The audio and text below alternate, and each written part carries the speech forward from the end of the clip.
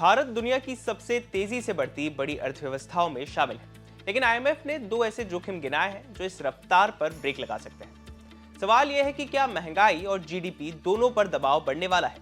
चलिए सब कुछ आपको बताते हैं इस रिपोर्ट में। नमस्कार, मैं हूं चिराग ठाकुर और आप देख रहे हैं विस्तार। दरअसल आईएमएफ ने भारत की अर्थव्यवस्था को लेकर एक अहम चेतावनी दी है। आईएमएफ का कहना है कि भारत आज भी दुनिया की सबसे तेजी से बढ़ती बड़ी अर्थव्यवस्थाओं में शामिल है, लेकिन आने वाले महीनों में दो ऐसे जोखिम हैं जिन्हें नजरअंदाज नहीं किया जा सकता।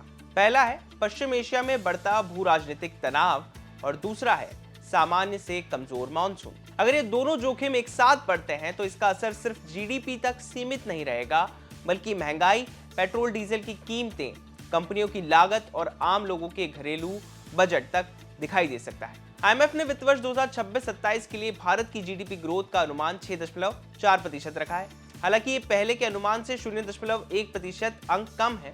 वहीं अच्छी बात यह है कि FY28 के लिए ग्रोथ अनुमान बढ़ाकर 6.7% कर दिया गया है।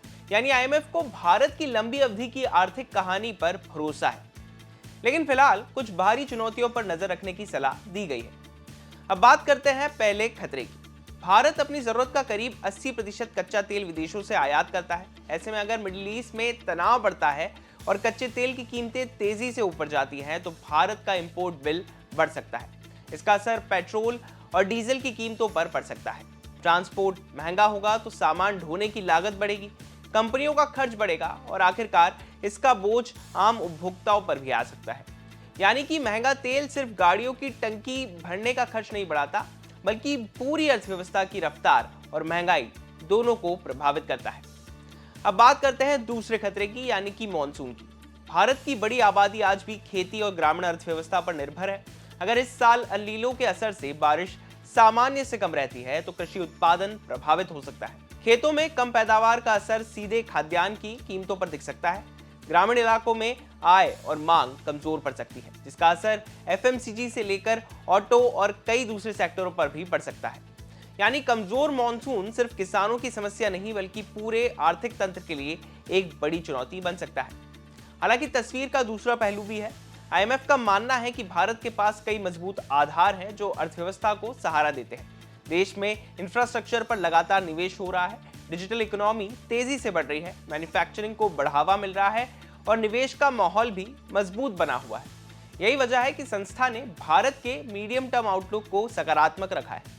इसके अलावा आईएमएफ ने यह भी संकेत दिया है कि नए बेस ईयर 2022-23 के आधार पर तैयार होने वाले नेशनल अकाउंट्स जारी होने के बाद भारत के जीडीपी आंकड़ों की गुणवत्ता की भी समीक्षा की जाएगी। हाल के वर्षों में भारत ने आर्थिक डेटा को अधिक सटीक बनाने के लिए कई सुधार किए हैं, जिनमें नया बेस ईयर, बेहतर price index, double deflation method और डिजिटल डेटा का ज्यादा इस्तेमाल शामिल है। अगर आने वाले महीनों में कच्चे तेल की कीमतें नियंत्रण में रहती है और मॉनसून सामान्य रहता है तो भारत की ग्रोथ स्टोरी मजबूत बनी रह सकती है। लेकिन अगर तेल महंगा होता है और बारिश कमजोर रहती है तो महंगाई बढ़ने, ब्याज दरों पर दबाव आने और आर्थिक विकास की रफ्तार धीमी पड़ने की आशंका भी बढ़ सकती है।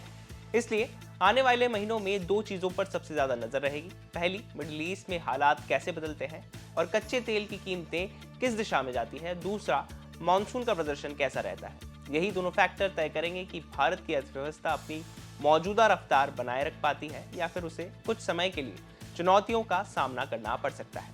अब बड़ा सवाल आपसे, क्या आपको लगता है कि पश्चिम एशिया का तनाव और कमजोर मानसून भारत की ग्रोथ पर एक बड़ा असर डाल सकते हैं या फिर भारतीय अर्थव्यवस्था इन चुनौतियों से भी मजबूती से निकल जाएगी?